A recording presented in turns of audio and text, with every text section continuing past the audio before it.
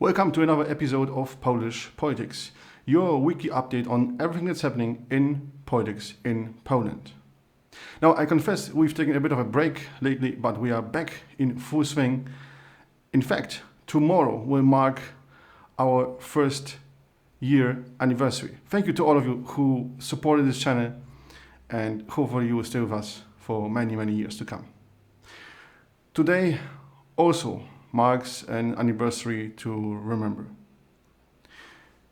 78 years ago, the remaining Jews in the Warsaw ghetto have taken to arms and have risen to fight an unequal battle against the German Nazi occupation. Throughout Poland, but especially here in Warsaw, we remembered their fight today. The logo that you see on my right is courtesy of the Polish Museum of Jewish History, Polin, and it's also meant to commemorate all the deaths, all of this uprising and this genocide that happened both to the Jewish population but also in general to Poles in World War II. Now, unfortunately, the second news for today is not much better. Between early October 2020 and end of March 2021, the death toll in Poland was over 100,000 higher than compared to the previous years. So 100,000 more Poles died in this period compared to the winter periods in 2019, 2018, 2017.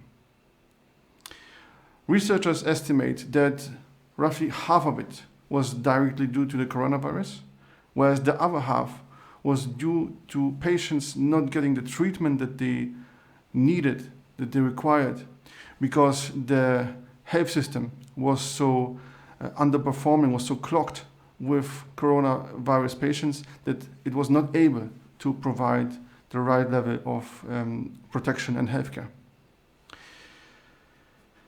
Now for some, hopefully, substantially more positive news. Polska 2050, or Poland 2050, I never know whether you would like me to use their Polish name or their English equivalent, but Szymon Hołownia's movement has not only managed to finally register their political party, so they are good to go in case we have the parliamentary elections earlier than in 2023, but they've also risen considerably in polls. When you watch the previous installments of Polish politics, you will see me wondering whether they will increase in popularity, whether they will rise in voter support. And they've risen substantially. Back around October, November, they had around 13%, 15%, 16% at best. Now they are consistently around 24, 25%, roughly 10 percentage points ahead of the civil platform. So, in fact, they are now battling PiS for being the biggest political movement in Poland. This is quite an achievement if you consider that not much more than a year ago, Szymon Hołownia has actually started from scratch. So Szymon Hołownia and his movement went from being only known to supporters of his publications, of his books, basically, to being a nationwide figure and almost the biggest political movement in Poland. This is quite an achievement, and it's probably the first time ever that something like this happened in contemporary Polish history. Lastly, a very cheerful piece of news from the Ukraine. Not quite a region that's known for good news in the recent months and years.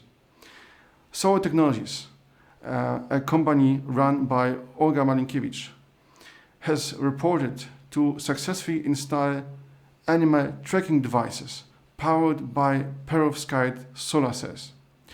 They've chosen two bisons, two Ukraine bisons that they later called Adam and Eva or Adam and Eve, and they will be carrying a perovskite powered device that's meant to track where they go and report their current location wirelessly. This is a big achievement for many reasons. First of all, it proves how reliable and how resistant perovskite solar cells have become. If you can attach them to the collar that an animal, a wild animal, is wearing, right? It's scrubbing against bushes, against trees.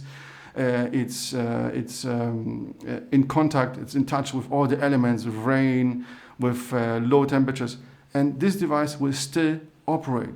Those perovskite cells will supply the power needed to drive this device. So this tracking device, will be able to report where those animals are. Now, that's also important for animal protection, because thanks to devices like this, we'll be able to better understand where those bisons live, where they breed, where they go, and which areas we as humans need to protect in order to preserve their habitat.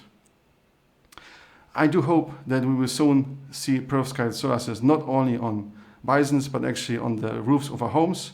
So fingers crossed for Olga Mankiewicz and Solar Technologies to achieve this very, very soon, because we need this change. Both Poland, in terms of the development opportunities for our industries and our science, but also the world in terms of a faster transition towards zero-emission energy sources, needs perovskites to succeed big time. That's all for today. Thank you so much. I hope you enjoyed this episode. Please leave your comments below, like, share, and subscribe, and see you in a future episode.